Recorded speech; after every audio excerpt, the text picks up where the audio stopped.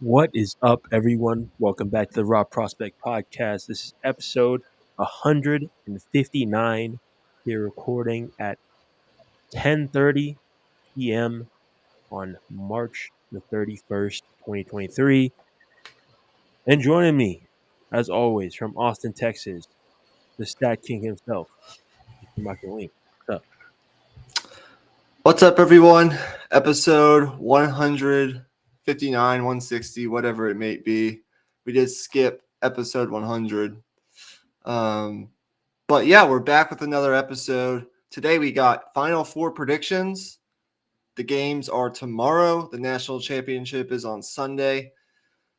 And we have an early NBA play-in slash playoff preview. Now, we know the standings aren't going to be where they're necessarily going to finish. But as the standings are right now, we're going to talk about the matchups and who we would think would win these series if the playoffs started tomorrow. So let's just waste no time and let's get it right into the content. Are we going to start in the East or the West? Let's start in the West. I think the interesting conversations are more so in the West, especially for in terms of these play-in race and first-round matchups. So let's start in the West, um, and we'll just start with discussing first of all who we think will make the play-in, um, and then from there we can move on into our predictions for who will be in the playoffs. So Okay. for me, I think the play in is pretty much set in the West. Um, Barring something drastic, I don't see the Mavericks really turning it around. Their schedule I think is the 11th hardest to close the year. I believe I remember seeing that earlier today. But even if it wasn't, I just given what we've seen from them recently, I think there's reason to believe that the Thunder will hold on to that 10 spot. Um, But what did you think? It's tough to say, but I do think the Pelicans are pretty set in stone. I mean, they could flip flop with the Lakers. Um, you know, I think they're tied for the seventh seed right now. I think the Timberwolves will make it in. And then the battle really comes down to the Thunder and the Mavericks. And the Mavericks being, 3-7 in their last 10, the Thunder being 5-5 in their last 10. Mavericks a half game back, but I believe the Thunder hold the season series, if that is correct. Correct. Yes. Um, there would just have to be a drastic change over the last 8 to 10 games from Dallas, I think, in order to change that. Um, so I think I tend to agree with you that the play-in tournament is pretty much set. Although I think you could see the Lakers Pelicans flip-flop potentially. Mhm. Although the Lakers are playing well and they just got LeBron back. And then I think the Timberwolves and Thunder will probably stay right where they are unless something changes drastically with Dallas. So if I had to say right now, I think it'd be Lakers, Pelicans, T-Wolves, and OKC. Yeah, I agree with that. I think um, the order could definitely switch. I think between New Orleans and Minnesota, maybe. I think Minnesota getting back Carl Anthony Towns and getting back Anthony Edwards, I think will be re-energized in that way. But you also have to take into account the Pelicans have been playing very well. I believe they were just about 4 weeks ago.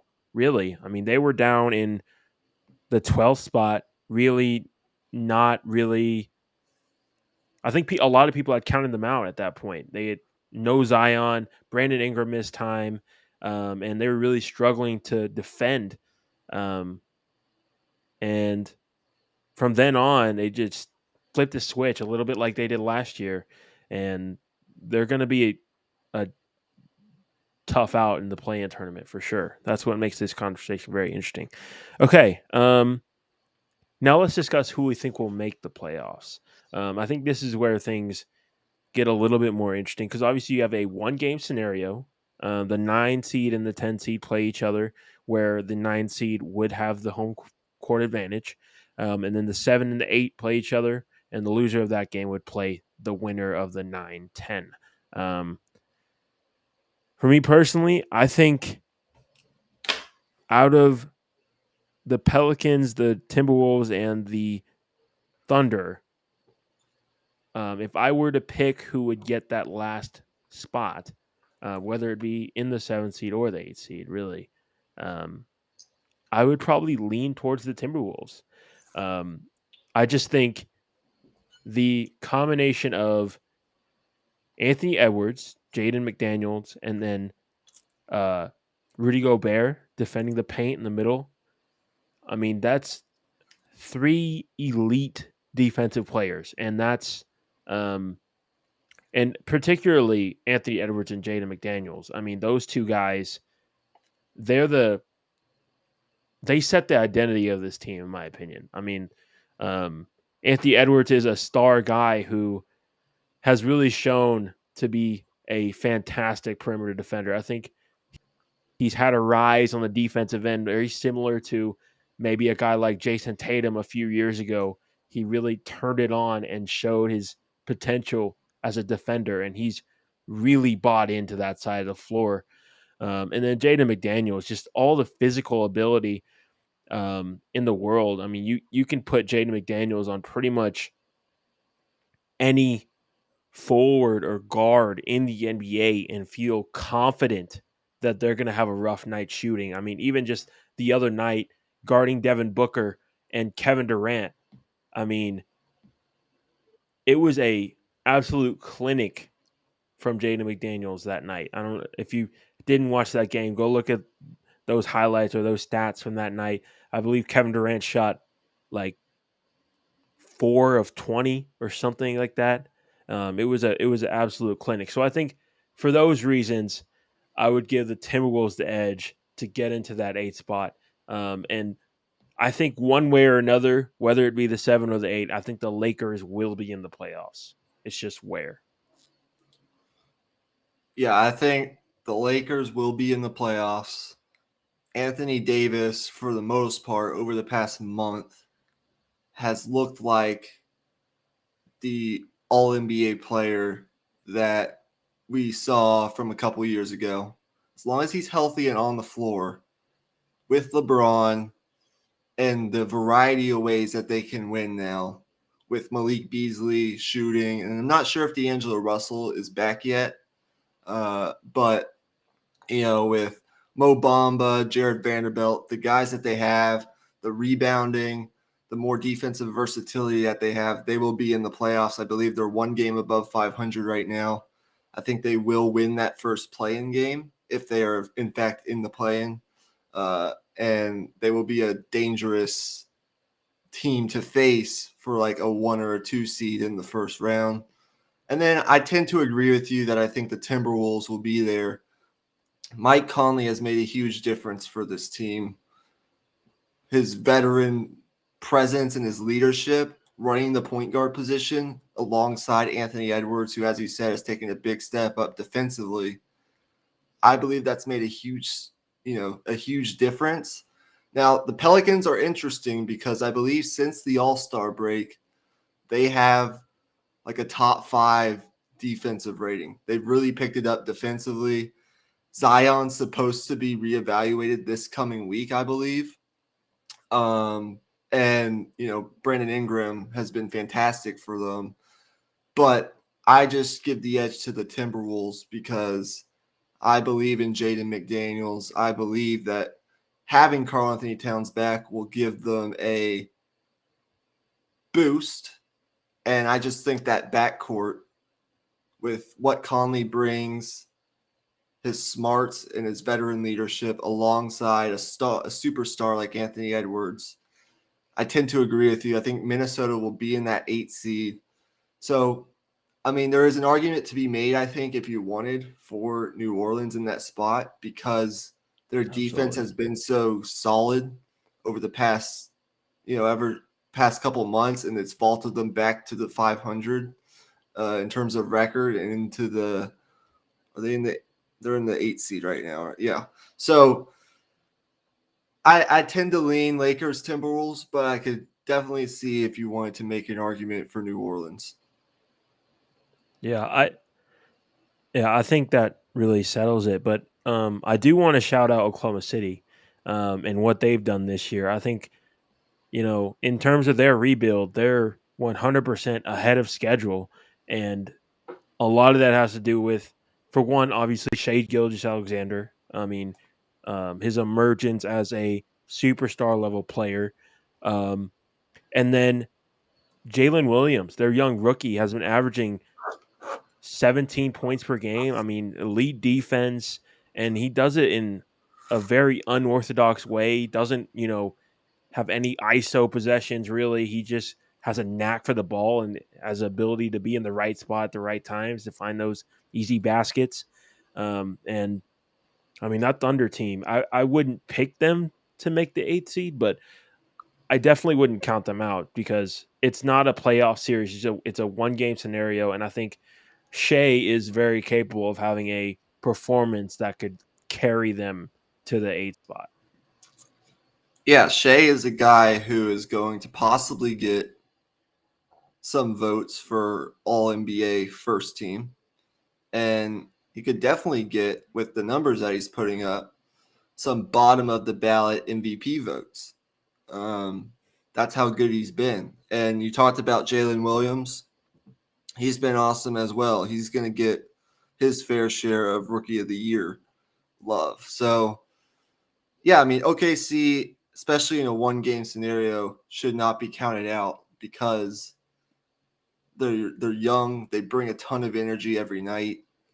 And if you're not ready to play, they're going to capitalize on that. And they can score at will. I mean, they're a really good offensive team.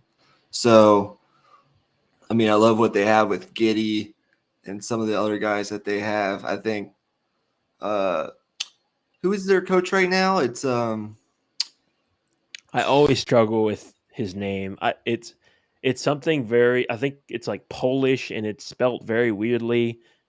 I can look it up right now, but yeah, but while I'm doing that, whatever we can go ahead and move on. whatever magic he is, you know, that team just I think they like playing with each other. And when you like playing with each other on a basketball court, it can be dangerous. And they've beaten some of the better teams in the West. So, yeah, I think OKC certainly can't be counted out. But with that, we can move on. Now we both agree that the T Wolves and the Lakers will be in the playoffs. And for my sake, I'm going to say that the Warriors hold on to the 6th seed, the Lakers get the 7th seed, and then the T Wolves get the 8th seed. Unless, I mean, technically the Warriors could flip with the Clippers, but I think for the segment's purposes, we're saying as the standings are right now. So would you agree with that? Lakers 7, T Wolves 8. Yeah, I agree. Okay. So now we got to run through these first round playoff matchups. And I guess we can start with the 1-8, the Nuggets and the T Wolves. What do you see in this series if this were to happen? What would you be watching for, and who would you pick to win? Um, the thing that I would watch for is 100% the lineups where Gobert and Karl Anthony Towns are on the floor together. Um, in those situations, what will it look like defensively? What will it look like offensively? And you know, will they be able to kind of tread water on the defensive side of the ball to kind of reap the benefits of having all that size in the offensive end? That's really been the question all year when Karl Anthony Towns has been healthy. And he really hasn't been healthy at all. I believe he's played less than 20 games this season. So we really don't know. We don't have a massive sample size. And from what we saw early in the season and what we've been seeing the last few games since Karl Anthony Towns has been back, are drastically different. They're undefeated since Karl Anthony Towns has come back from injury. I believe they're 4-0. They may have lost tonight, but before today, they were 3-0 with Karl Anthony Towns and Rico Bear uh, back uh, this late in the season. So, with all that being said, I just think that's the thing that will decide how long this series goes. I don't see the Timberwolves winning the series in any scenario, but um, if that lineup works, I could see them stretching it to 6 games. Yeah, that's certainly the draw, I think, to watching this series because in the past we have seen that sometimes Karl Anthony Towns struggles defensively and can get himself into early foul trouble, which then makes it hard with some of the lineup flexibility and things that the Timberwolves are allowed to do. Because without him on the court, you lose the ability to stretch the floor, shoot a little bit from the outside, and then his presence on the interior scoring around the basket. And you're going to have to, I think, it's so hard to contain Jokic. I mean, he's just like, he's a force multiplier. And I just think that he, with how good he's been with a healthy Jamal Murray and a Michael Porter Jr., that I've seen like these TikToks. He's not an assist guy. You should go watch those TikToks, but he is a microwave scorer. And then Jamal Murray, when healthy, we've seen what he's produced in the postseason. They're just too much, I think, offensively. Plus, you have the home court. And you have other guys on that team that play their roles, I think, very well for the Nuggets. They did go into a little bit of a slump a couple weeks ago, but they've picked it back up more recently. I just don't know how they match up with Jokic, especially if Anthony Towns finds himself in the situation that he's found himself in the past, which is not on the floor, not available to his team, and in foul trouble. And those lines will certainly be interesting. But I do think, Jaden McDaniels, having him on the floor, is it Jalen or Jaden McDaniels? Jaden. His Jaden brother, I McDaniels. believe, is on the Hornets, but Yeah. the one on the Timberwolves is Jaden. Okay. Just so we're clear. Right. I think having him on the floor will be important just in terms of having length to possibly match up with Michael Porter Jr. On the wing. But I just don't see it. I think this probably is a 5-game series. But if that lineup can work itself out, the Timberwolves could take it to 6. I think they definitely get one on their home court in Minnesota. The question would become, can they get one in Denver? Right.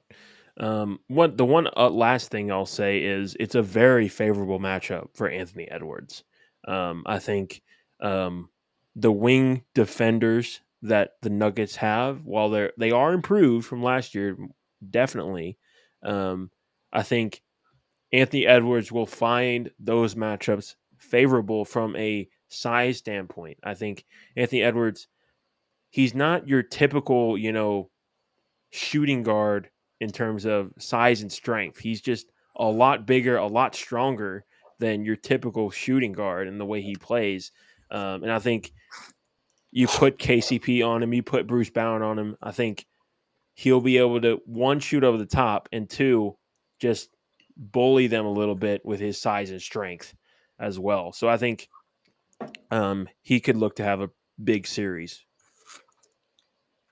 Absolutely. So now we move on to Lakers Grizzlies as it would stand right now. What do you think? Well, I think, quietly, the Memphis Grizzlies have been playing some of the best basketball in the NBA since John Morant came back from his suspension. And a lot of that has been because of Jaren Jackson Jr. Jaren Jackson Jr. has played fantastic basketball to close the season. And, the one thing people always talk about with Jaren Jackson is he just going to be a spot up 3-point shooter on the offensive end? And, you know, the answer to that question over the past month has been no. He's been, able to put the ball on the floor. He has a very unique offensive game for a big man. It's not really your traditional, post up moves, uh, you know, back to the basket. It's a lot of face up game, and he's not really going to ISO either. It's a lot of attacking closeouts and shooting on the perimeter off of screens as well.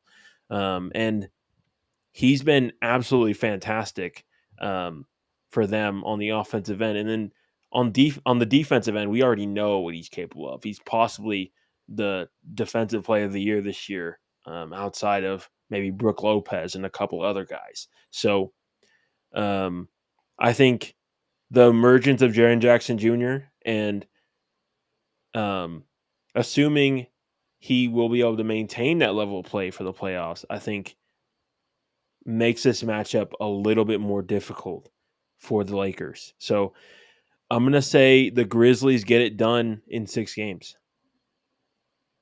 Yeah, I tend to agree with you. I think the Lakers could drag this to 7 if Anthony Davis is the force that he has been the past couple weeks. But you're right. I mean, since John Morant came back, I believe they have a 6 or a 7 game winning streak, unless they perhaps lost tonight. Um, they and over that span, they've had the best offense in the NBA in terms of offensive rating, and they're still a top 10 defense. I think I will say this: I think if they want to make a deeper run in the playoffs, and we'll see what the status. I think we're going to get an update this week. Will Steven Adams be available? I think that's a big part of this if they want to make a deeper run. But you're right. I mean, Jaren Jackson Jr. is going to be top 3 in Defensive Player of the Year voting. Um, you know, what's his? I'm blanking on his name. John Morant, No, Desmond Bain. uh, Desmond Bain has been great all year. I just think it's going to be hard for the Lakers to. I think Darvin Ham has some work to do in a short amount of time in terms of just figuring out what the rotation is going to look like come playoff time, and he doesn't have much time to do it, especially reintegrating LeBron back after a while away from injury. And so I think the Lakers could definitely take this to 7 games, but playing in Memphis with John Morant back on the court, I guess the cloud is sort of cleared. Like the gray cloud over his head is sort of cleared, at least for the time being, as we know that he's getting the help that he needs and his suspension is over. And now he's back on the court, and the Grizzlies are playing good basketball. So I think I would err on the side of Memphis because I do think come playoff time, they will be able to play at their pace. And John Morant is just so electrifying that I think it'll be interesting. We'll see. But I'm going to say Memphis wins in 7 because I do think the Lakers are playing a brand of basketball where they could take it that deep. And I think Anthony Davis is the X factor for the Lakers moving forward. And I'll continue to say that. So I guess we can stride right along. Is there anything else you wanted to address? Um, just LeBron James. I think the question mark with him is we haven't seen him uh, healthy in the playoffs in 3 years. That's quite a long time, and especially with the stage of his career he's in. I think you know he'll definitely be LeBron James. He's still going to be a top 10 player, but will he be uh, will he play at the level we've seen from him in years past? I think that's kind of yet to be seen. Absolutely. Okay. Sacramento who clinched their first playoff berth in, I believe, 17 years. Yep. Um, Earlier this week, they will go up against the Golden State Warriors. And wow, I mean, you clinch your first playoff berth in almost 2 decades, and you have to go up against the reigning champions and the best basketball team of the past half decade, for sure. And if they're healthy, I mean, with Draymond, Steph, and Clay, that team hasn't lost the playoff series with all those guys healthy since like 2014, I think. So what a treat the Sacramento Kings would get if this were to occur. But they do get the home court advantage, and their offense has been fantastic all year. So I'm interested to hear your thoughts on this one. Um, I would 100% give the Kings a chance in this series. 100%. I think there would be a lot of people that would write them off and point to some of the defensive struggles. But one thing that's very key about this iteration of the Golden State Warriors is without Andrew Wiggins, they don't have any big wings that they can rely on to give them good minutes. Um, Currently, it's a lot of Jonathan Kuminga, and obviously Klay Thompson is a adequate defender at this stage of his career. I think that's fair to say. Um, but they really need Andrew Wiggins and Gary Payton the second back. That's going to be absolutely crucial, especially when you take into account, who will be guarding De'Aaron Fox and, some of the shooters and chase around some of the shooters that the Kings have. So I think that's going to be the deciding factor in the series. Will they have those two guys back? And if they don't, it's really tough. And, people are going to call me a hater, but I would give the edge to the Kings just slightly in 7 games. The Warriors have been awful on the road this year. And look, they're the Warriors, and things can change during the playoffs because you have to beat them 4 times, not 1 time. Right. But you're right.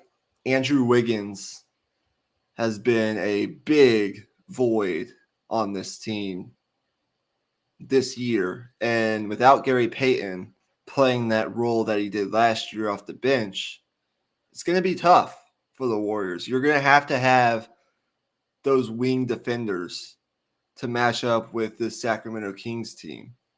And I just think that Sacramento has the shooting, right? They have isn't it Kevin Herter. Yeah, Kevin Herter and some other guys. De'Aaron Fox was an all-star.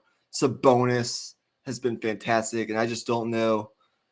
I know they have Draymond, and he is all important to this Warriors squad, just initiating offense, driving, running the fast break, playing good defense, sort of getting in the other team's head. But the Sacramento Kings team, they're 9-8 against the top 6 teams in the West. So they've been beating these teams all year. They're in the playoffs. They have the home court advantage.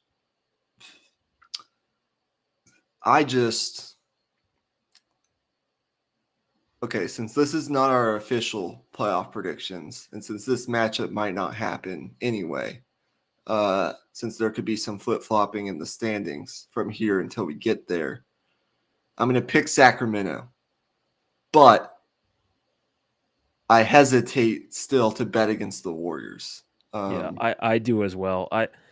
As you were talking there, I kind of thought about the experience side of things, and I think that's what scares me the most about it. Outside of Harrison Barnes and maybe Kevin Herter, there really is not a single player with significant playoff experience outside of those two guys.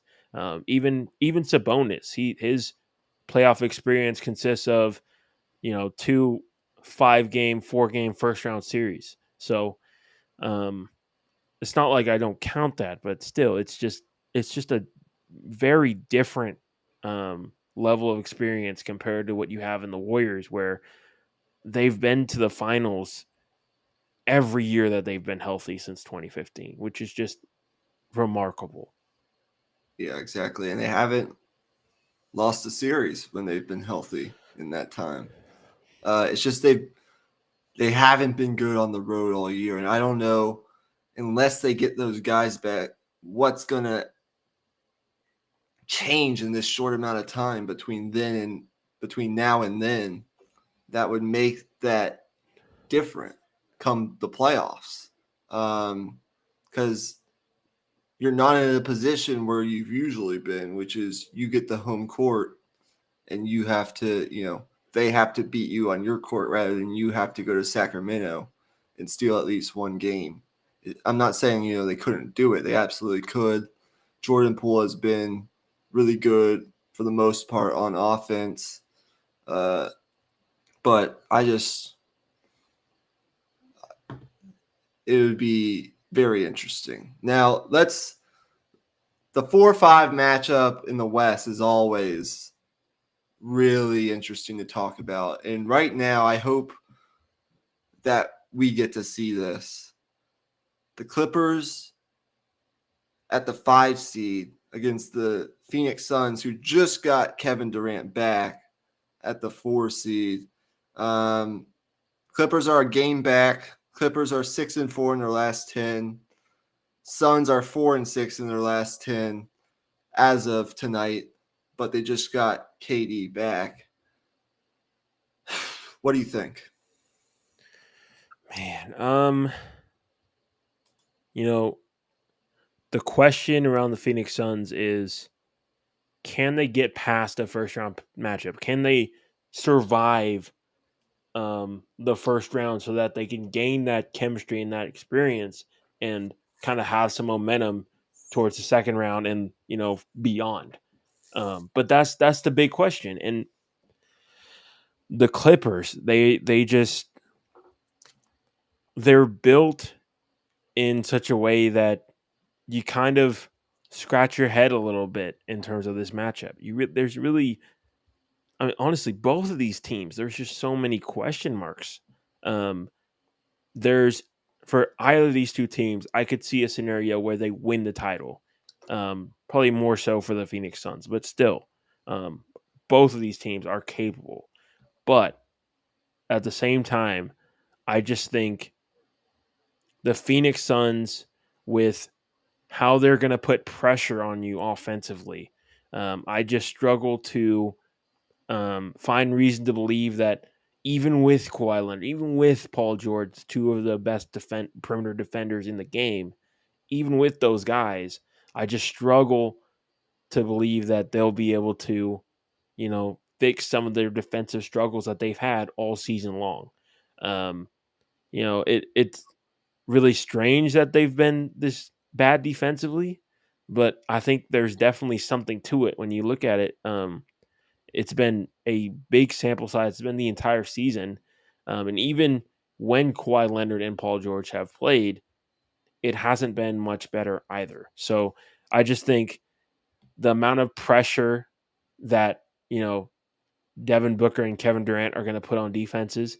And then on top of that, I just think the Clippers lack rim protection outside of Zubats. Yeah. Um, Rim protection will be huge in this series, especially considering the Suns have Aiton, and I just think the as you said, I mean the perimeter pressure that they're going to apply with Booker and Durant, Durant being able to create offense wherever and whenever he wants to, no matter who is guarding him, if he is healthy, which he will be. And I think in a way it could sort of be like not a blessing in disguise, but it could be good that he's gone through this already going into the playoffs. And I just think that with Booker and Durant, I'm betting on that duo to beat out Kawhi and Paul George. Ty Lue has been forced to shuffle his lineups all season long due to a variety of different injuries and problems. And it just seems like we run into this problem every single year with the Clippers. And it's starting to get to a point where, like, when does it get to a point of no return? When do you say, if you're Clippers management, this isn't working, we got to do something to shake this thing up? Whether that be trade Paul George and some of these other pieces to build around Kawhi, or maybe just tear it all down at once. I'm not even sure. But is that this year? Is there a pressure on the Clippers to – it's hard to talk about the series because I just don't know, like, what the rotations are going to look like and who's going to be healthy and who's not. We will get to that when it gets closer to that time. But I think the interesting conversation becomes how much pressure is on the Clippers to get to a certain point in the playoffs where you can say, all right, we can continue to build on what we have rather than this isn't working, we got to change something. What do you think about that? I mean, there's definitely something to that. Um, I believe Kawhi has already committed and has already, signed the extension, but Paul George is a free agent after next summer or after next season. So that's where it becomes interesting. Like at Yeah, what move can you make that's not a lateral move? I think that's kind of where I feel that they're trapped. You move Paul George, where are you going to get a player of Paul George's caliber back for Paul George? How are you going to be able to do that? That's the struggle there. Um, exactly. One thing I do want to say though about this series is the edge that the Clippers have is in their bench. Yeah. Norman Powell, Eric Gordon, Bones Highland. I mean, those guys can fill it up offensively. So they're going to put a lot of pressure on the Suns. Uh, and the fact that the Clippers are deeper really makes you think like, okay, if this series goes to 7 games, will the Suns be gassed by the end of it?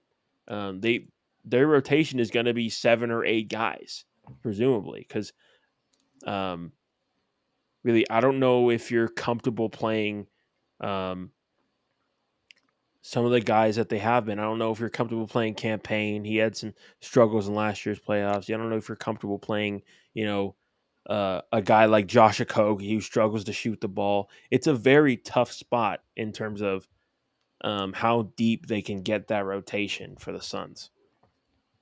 Yeah. It's certainly something that I think we mentioned in our trade deadline episode when all these trades occurred. There's still a, a level of concern with how deep the Suns go.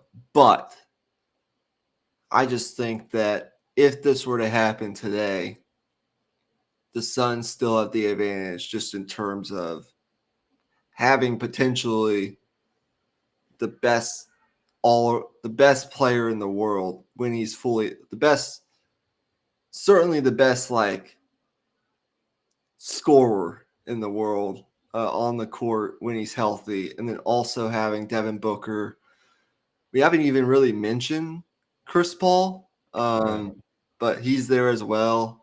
And then the Clippers just lack, as you mentioned, rim protection, which I think could be an issue, even if they do win this series moving forward. So, I mean, I don't know. There are certainly, I think, a lot more questions and interesting conversations to be had in the West than there are in the East. But I guess with all that being said, we can move to the East.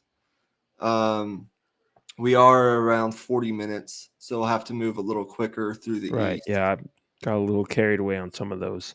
Um, Definitely. Um, okay. The play-in tournament, I think it's pretty much locked and loaded. I don't really give the Wizards a real shot at making, a 3-game difference in these last 7, 8 games. Um, Yeah. but the actual order of the play-in games, I think, of the play-in spots, I think, um, is pretty much locked in as well. I think you could see Toronto and Atlanta potentially switch spots, um, but I really don't think that would make too much of a difference in terms of who we think would make it into the top 8. So let's just skip over to that. Um, who do you think will be in the 7 and 8 spots in the East? I think the Heat have been missing Jimmy Butler, but I do think the Heat will get in, whether that is 7 or 8. I think they will get in as a 7. And then I think the more interesting conversation then becomes between the Heat, the Hawks, the Raptors, and the Bulls, who gets that spot. And for me, just based on what I've been watching the past couple weeks, I think I'm going to give it to Toronto. Um, I like a lot of what they've been doing with some of their lineup versatility. I think what they have with Boucher and Siakam and Fred Van Vliet and OG Anunoby and Scotty Barnes. I mean, they have a lot of versatility in terms of what they can do both offensively and defensively. And I just haven't loved the way that the Hawks have been playing all year, although I do know that with Trae Young and if they're healthy, they could certainly be a threat. For me, it's more so what I've seen the past couple weeks, and I just saw Toronto beat a really good Heat team a couple days ago, and I just think with Siakam and Van Vliet, with their sort of playoff experience, so to speak, and I know the Hawks have some as well. I'd err on the side of Nick Nurse and the Raptors, but I think it could go certainly either way. Yeah, I'm gonna have to agree with you. I think the addition of Jakob Pertl Yes. really fills that hole that they had at the center spot. And Atlanta is just a a very flat team in my opinion. Like there's just something within that locker room that just doesn't feel right.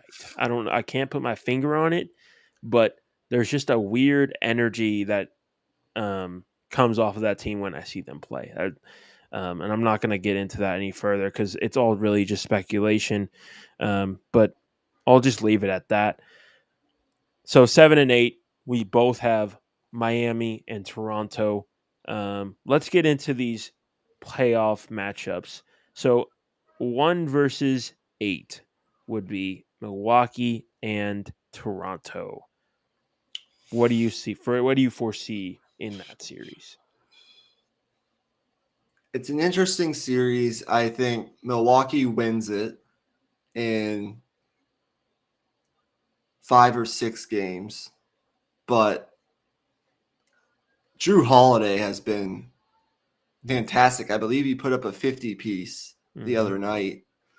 And having finally Middleton back into this rotation with the best player in the world, in my eyes, in Giannis, with the other like role players and how they fit in so seamlessly with this Milwaukee Bucks team, with Bobby Portis still I think he comes off the bench now, correct?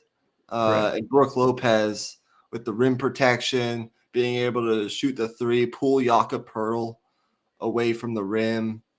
Uh, just so many like matchup problems, I think, for Toronto uh, on this Milwaukee Bucks team. I think Milwaukee wins this series fairly easily, but could see Toronto get a game, maybe two. I think probably Milwaukee in 5, though. I think they're the best team top to bottom in basketball right now. Yeah, I before last night, I was, you know, really high on the Bucks. I still am, but I kind of I'm a little lower than I was before last night. That's for sure. Last night they got absolutely smacked by the Boston Celtics at home, in front of a sellout home crowd, um, which just felt like a very strange result. But in terms of this series, I just think there's just a lack of offensive creation from the Toronto side of things. You know, their offense really consists of we're gonna bully you and we're gonna back you down into the paint with our big wings, because the way they have it against most teams in the NBA, you're going to end up having either Pascal Siakam or Scotty Barnes end up getting guarded by a small guard, and every single game, they just attack that matchup.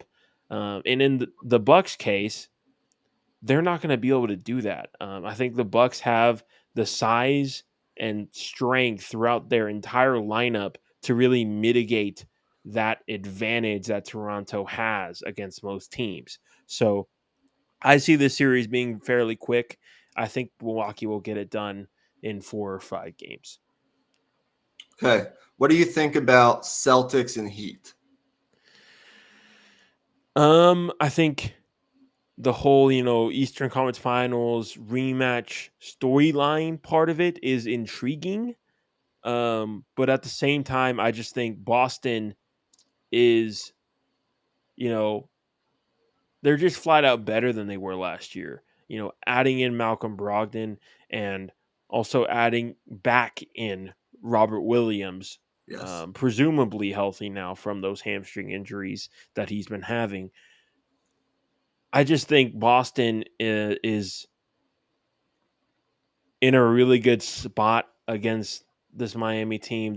Miami won't have, the same amount of defenders that they've had last year. And if you look at this Miami roster as well, you look up and down the roster, their best 3-point shooters from last year, they're all having a down year shooting the three ball. I believe their best 3-point shooter this year has been, I believe, Max Struess, and he's shot like 35% from three. So it's been really tough for them to shoot the ball this year. And against Boston, it's just going to be tough to score in general. Yeah, I agree with you. They're super solid defensively. Brogdon's a huge addition. Derek White has played his role very well. Um,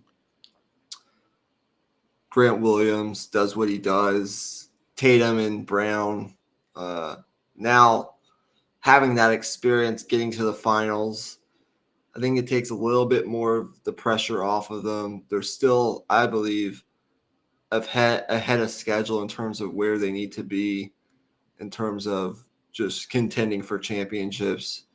Um, I just don't. But Jimmy Butler's still out, and there's going to be little to no time to get him back.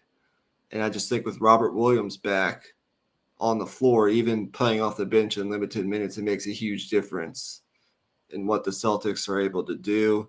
He was a huge difference maker for them last year. I think Boston probably wins this in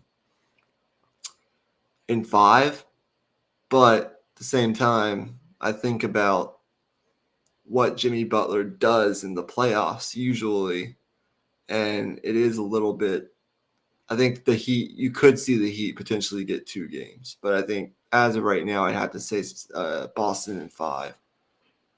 I'm going to say Boston in 4. Like, I just don't think Miami is the same level of team as they were last year. Okay. All right. So let's move on. Let's see where we got next.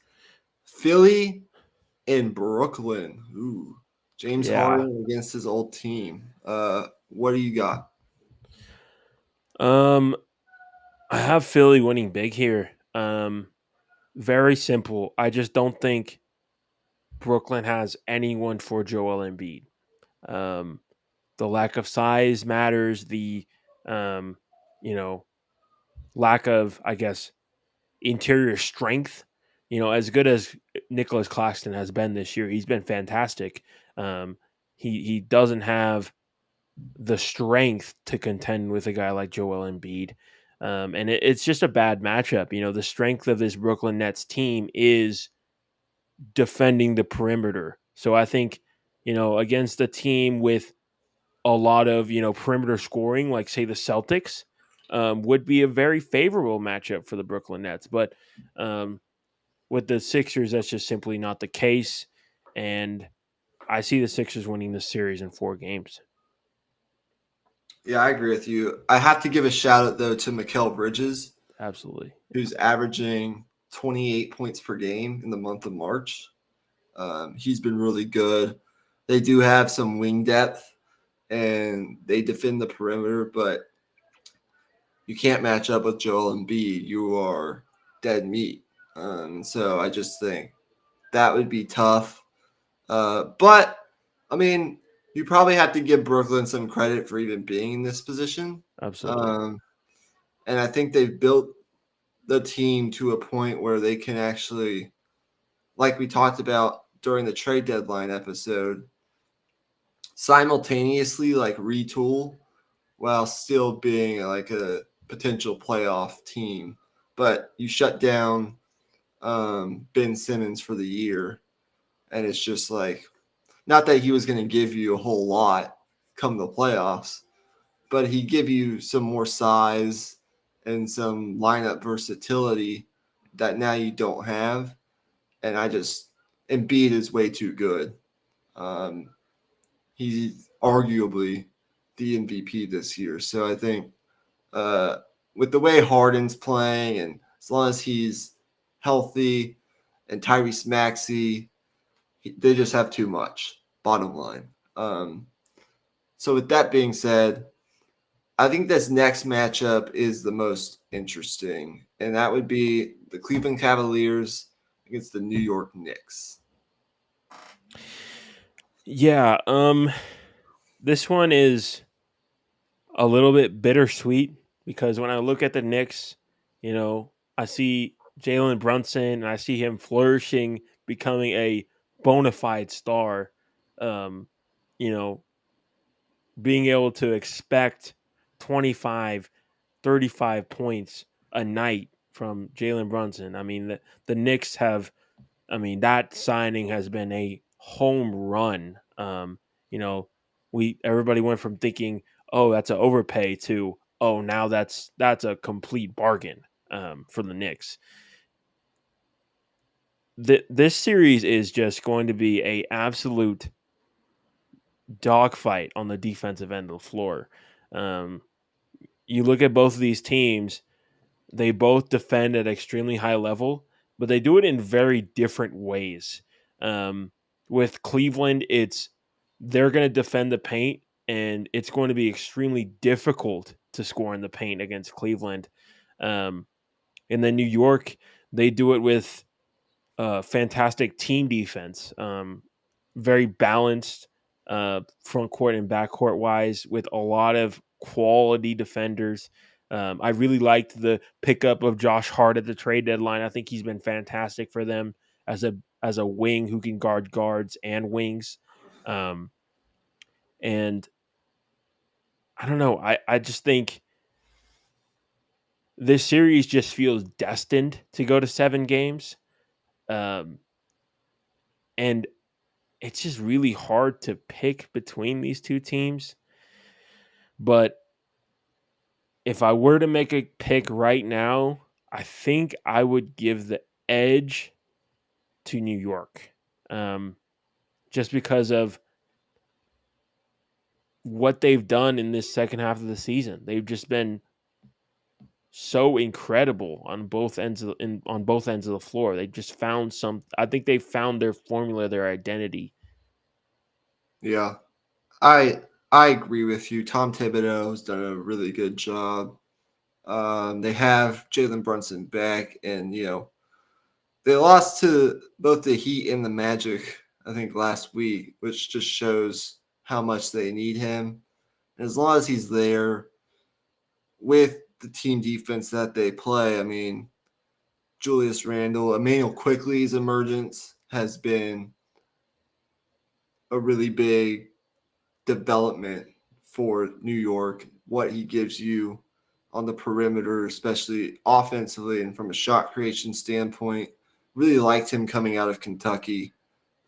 Julius Randle, again, looks more like the Julius Randle we saw 2 years ago rather than the one we saw a couple years ago. Now, from Cleveland's standpoint, you have Donovan Mitchell, and it's been really good to see that Isaac Okoro has been not only giving you what he gives you on the defensive end, but he's been shooting the ball arguably the best he ever has in his NBA career. And if that can continue, that could change some things for Cleveland's outlook going into the playoffs. Absolutely. Getting more perimeter shooting with Darius Garland and whoever else they may have. I just think that New York, I'd give them the edge because it feels like they are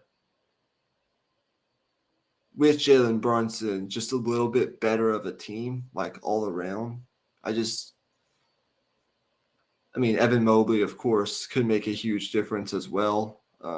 Jared Allen, the list goes on the interior, but the Knicks, they just have, I think, more Balance. balance is the word that I'm looking for. And I think they would win it in probably 7 games. But credit to the Cavaliers for what they've done. Probably going to get a top 4 seed, making the playoffs for the first time without LeBron James since 1998, I believe. So credit to them for doing that. And man, that should be an interesting series. I I think that's actually I just remembered something. Julius Randle sprained an ankle yesterday. He has a grade 2 ankle sprain, and he's going to be reevaluated in 2 weeks, which is when the playoffs start. So that changes things. that does. So um, I know I just picked the Knicks, but I think I'll have to pivot over to the Cavs just because of that question mark. I did not know that. That changes things. I think the Cavs without Julius Randle, the Knicks without Julius Randle would struggle to win this series. And it probably leans more towards Cleveland in 6 rather than New York in 7. But we'll be monitoring that situation over the next couple weeks. When's the play-in tournament start? Because I know April's tomorrow, so that's April 1st. The play-in tournament's got to be like the 11th, right? I think it's like April 14th or 15th because they give some of these players a few days off as well. Okay, well, we're about 2 weeks away, regardless. So we wanted to sort of get a feel for where things stand right now. We hadn't done an NBA segment in a while, so we wanted to sort of give you guys an early look at what potentially the playoffs could look like and where we see these teams right now. It gave us a good opportunity to look at the landscape of the NBA and feel out where we think teams stand. It is the home stretch of the NBA season, the last week or two of the regular season. Some minor things could change here and there, but I think overall we're in a spot where right now it looks pretty similar to what it's going to look like come the playoffs. And it's crept up on me. I have to be honest that we're only 2 weeks away from the NBA playoffs beginning. But with all that being said, we can move on to our last 20 minutes of the show. The Final Four is tomorrow. And this to me is, I know we don't have the blue blood per se. Last year we had Kansas, Villanova, Duke, and Carolina. That was like the all blue blood Final Four. This year we have 2 5 seeds, a 9 seed, and a 4 seed in the Final Four. And we sort of have 2 different styles of matchups this year. We have FAU and San Diego State, and then we have UConn and Miami. So before we get into predictions for each game, what is your what do you think the story of this Final Four is? What is the biggest story or storyline of the Final Four? And it could be anything. I think to me it's FAU and how they will fare in this Final Four game. I think there's a stat I saw earlier: mid-major teams that are a 9 seed or higher are have never won a Final Four game and have never gotten within 20 points in a Final Four game. So I think, for one, I think that game will definitely be within 20 points. I think that's a for sure thing. Um, and number two, I think I'm not going to get into a prediction right now, but I think FAU, they could legitimately win the national title. They have the team for it. Yeah, FAU and Dusty May is where I was going to go as well. I mean, Dusty May's done a great job. And coming from Conference USA, who get this, between the NCAA tournament and the NIT, I believe is actually 17-1 in the postseason put together. Wow. They've by far had the best postseason of any conference. Uh, this FAU team, and this kind of lead us into our prediction for this first game. They have been just so good at finding different ways to win. And John L. Davis, they have the star guard that can get a bucket when you need him to. But they have just been so good. They're super athletic. They push the pace, they move the ball, they shoot the three pretty well. The key for me to this game is who wins, who dictates the pace. Because if this game is played in the half court and you allow San Diego State to dictate what you're doing offensively with their defense and their physicality, um, it could be hard because Darian Trammell and Matt Bradley and the guys that they have with I'm forgetting his name on the inside. I'll have to look at my notes here in a minute. Um, San Diego State, as we saw in that Creighton game, when they were able to slow the pace and make Creighton beat them in the half court, it got really difficult for Creighton. And San Diego State proved they're capable of making shots when they need to in the half court. They just seem to be more of a mid-range / interior type offense rather than a 3-point run and gun offense this entire tournament. And I think if they want to beat FAU, they're going to have one of their better games shooting from the perimeter than they've had all tournament long. But I just think I know San Diego State is probably the better team just in terms of the more balanced team, offense and defensively. But I just think that FAU, when you play 38 games in a basketball season and you win 35 of them, you're legit. And so I just think they're going to find a way to win. I don't know if they can win the national title, but they could certainly have a chance to. Um, I think we'll talk about the other game here in a second, but they certainly, the way that they're playing, have a legitimate shot to at least make it out of this semifinal, in my opinion. Absolutely. Absolutely. The one thing I'll say about FAU is they are the ultimate figure it out team. And the point I want to the game I want to bring up is specifically that Tennessee game. They, it's a very similar style of team to San Diego State. Very athletic, very lanky on the perimeter. Really a team that relies on defense being their calling card, and FAU just broke them down with their passing and their shooting.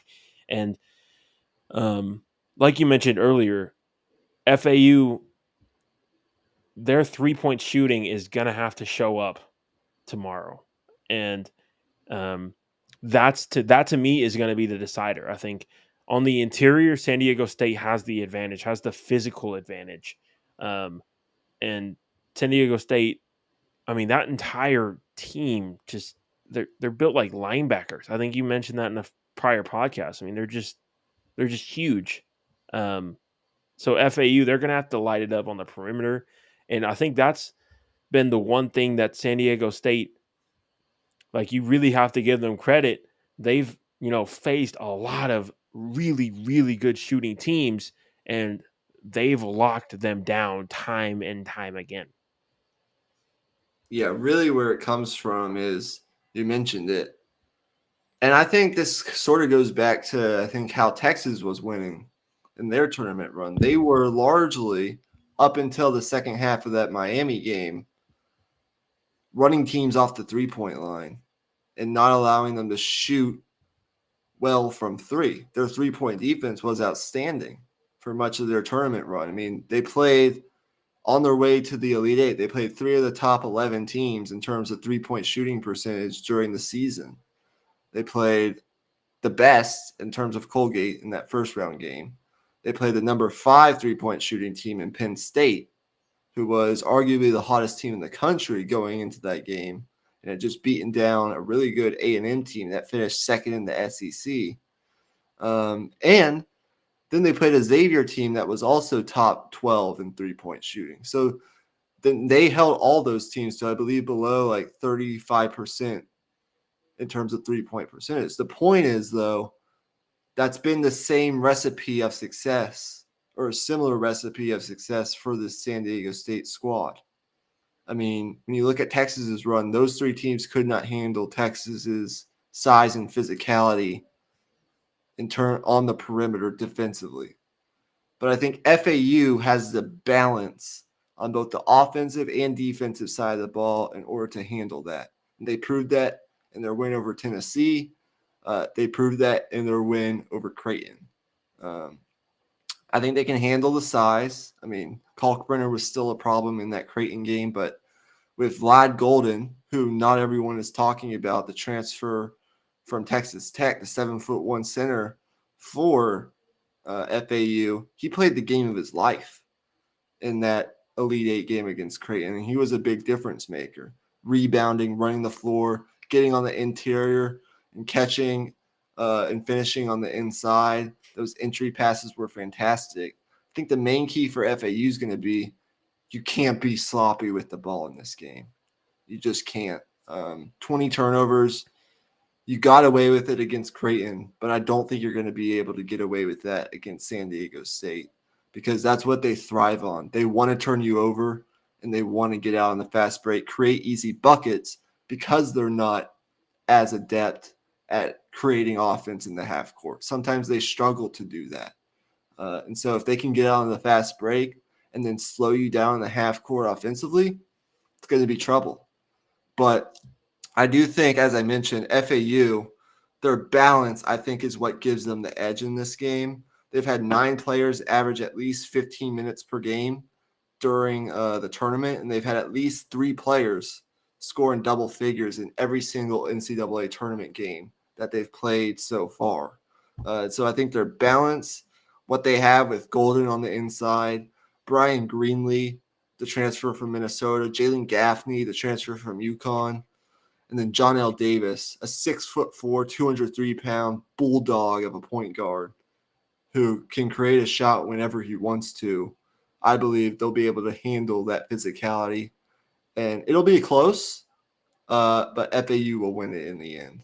So Yeah. congratulations to Dusty May in this team. It's just a fantastic story.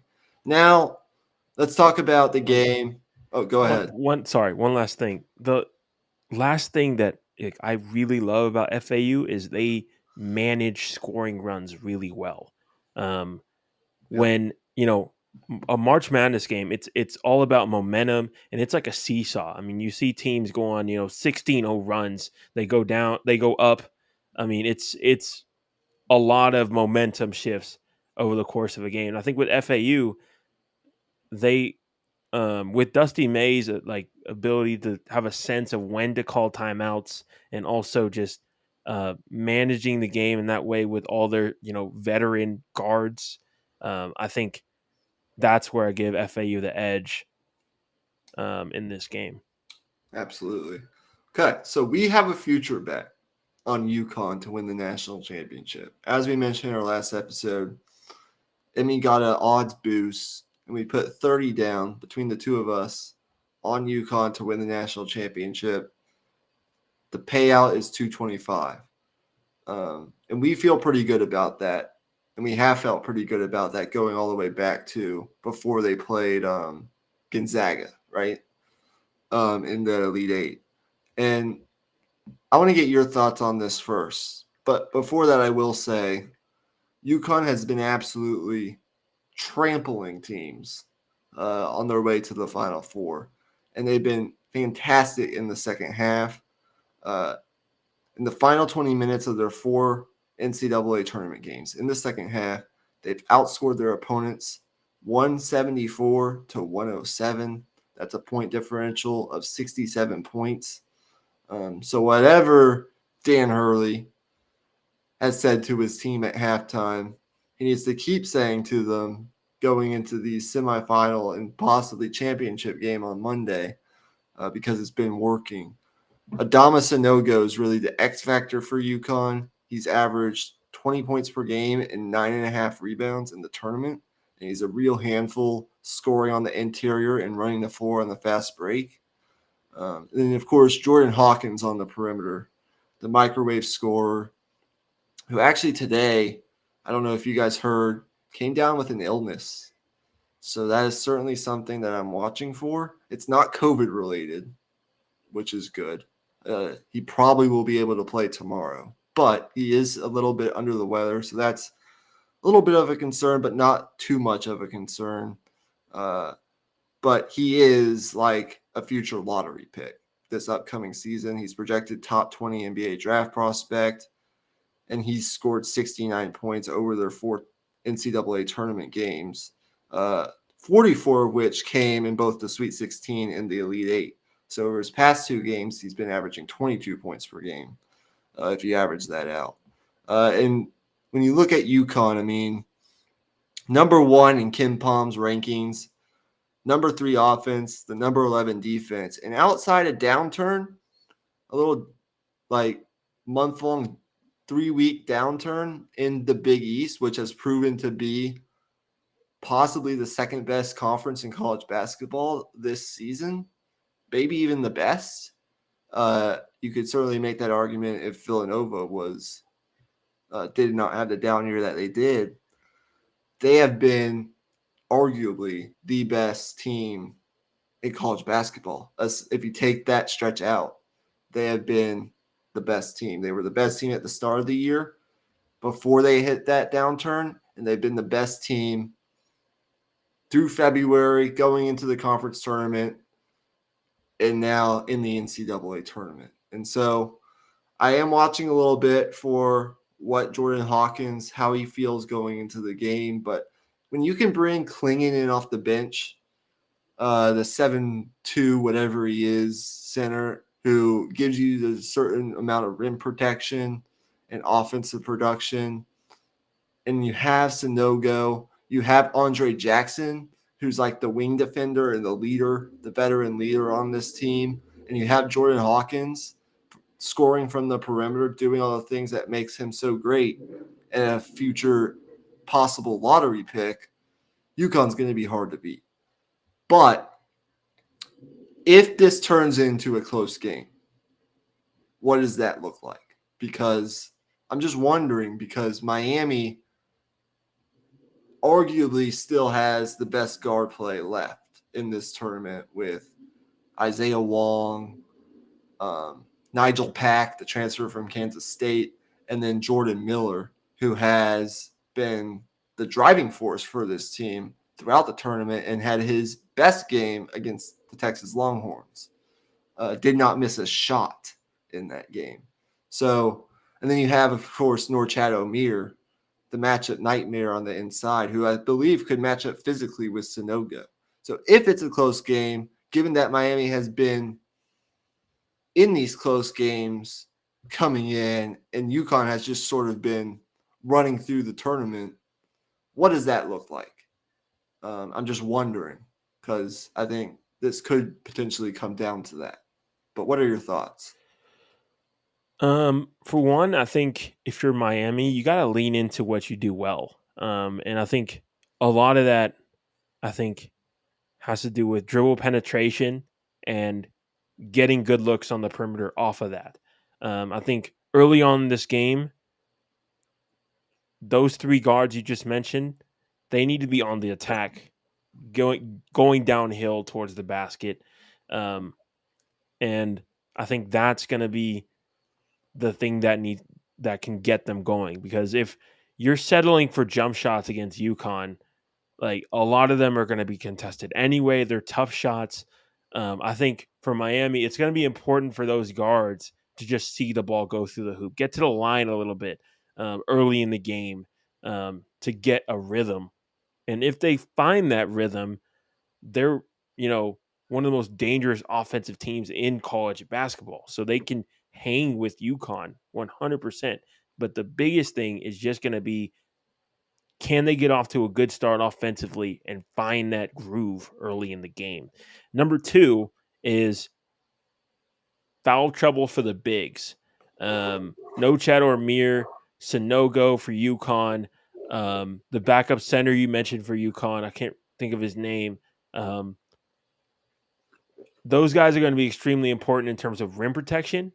And I think the thing UConn has going for them is the fact that they have a lot of depth at the center position. So, um, no Chad or Mir, it's going to be really crucial that he stays on the floor and doesn't get into early foul trouble. My bad, guys. I swallowed my drink the wrong way. Yeah, I mean, I agree with everything you said. Because we made the future bet, and because I think UConn has been the best team in this tournament, with the difference makers they have on the inside, I think they will win this game. But I think it's going to be their biggest test Absolutely. so far in this tournament. So that's really all I have to say. I mean, I think it's a very interesting Final Four. I know the ratings aren't supposed to be as great as they have been in the past. And that's, I mean, you really can't compare anything to last year because last year was just everything sort of fell into place at the right time. I mean, it was Coach K's farewell tour. You had the Duke Carolina rivalry in the semifinal. You had Carolina, who really wasn't a great team all year. They just got hot in the month of February. They were an 8 seed. They got hot. They went to the Final Four. Baycott, RJ Davis, Caleb Love, who's now in the transfer portal. The list goes on for that team. Puff Johnson. You had Duke, obviously, as I mentioned, and then Villanova and Jay Wright's actually last year as a coach, which we didn't know at the time, but he retired after the season. And then obviously Kansas, who won the national championship with Bill Self, the best coach in college basketball, in my opinion.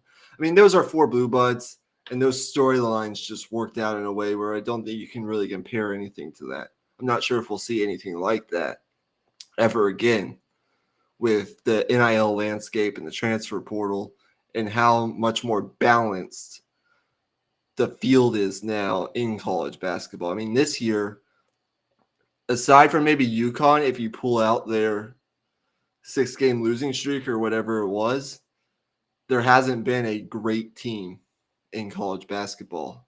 And we saw that this year. And I think that's due to the transfer portal.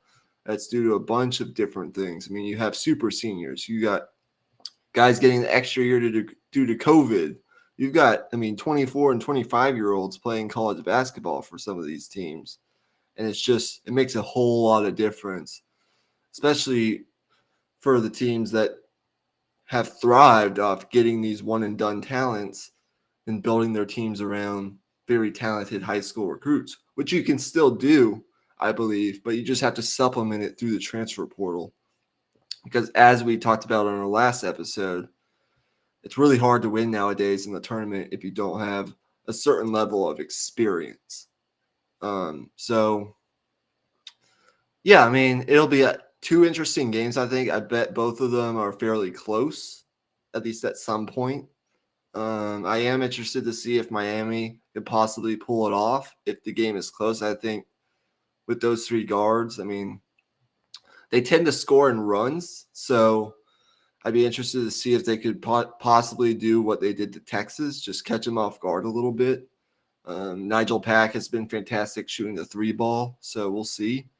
But I think it's going to be UConn and FAU, which who would have thought?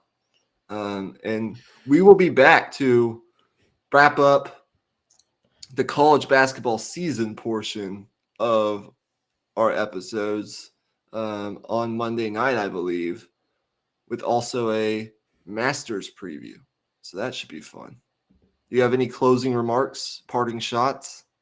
Um, no, but we are.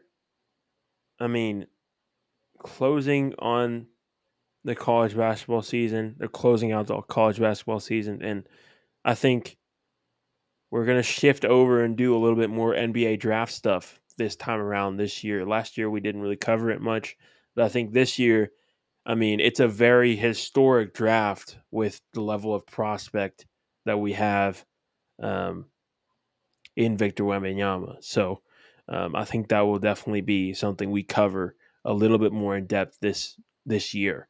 So stay tuned for that, and watch out for a Patreon episode as well. I have a lot of stuff to say about my Mavericks at the moment. It has not gone well, but not necessarily for the reasons that you think. Um, and yeah, that's all I'll have to say. Yeah, and I'm really excited for the Masters. We're gonna do it. You'll see on Monday, but be sure to tune in for that and enjoy the Final Four games. And we are closing on the NBA playoffs, so we will have more NBA content coming, and then our NFL draft coverage will continue this coming week as well. Potentially with like a big board segment or potentially like a mock draft of sorts. We will see what happens. But as we enter the month of April, the actual month of the draft. So yeah, we still got to finish our team needs series as well. So that's something that we'll finish before the draft starts as well. But I guess thank you guys for watching. Be sure to like and subscribe. And just like the chances of me not watching the F1 qualifying, which starts in 6 minutes, um, we are going. Peace Peace out. out.